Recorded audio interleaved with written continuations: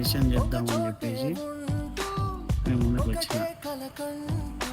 నిజమైన స్నేహం ఎవరిది అంటే, నువ్వు బాధలో ఉన్నా, కష్టాల్లో ఉన్నా, నష్టాల్లో ఉన్నా, నీ దగ్గర డబ్బున్నా లేకున్నా,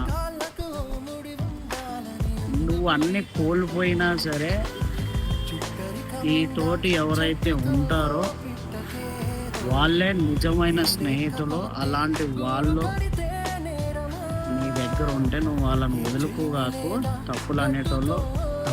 తప్పులు అనేవి అందరు చేస్తూ ఉంటారు. అలాంటి వాళ్ళని వదులుకోమాకు.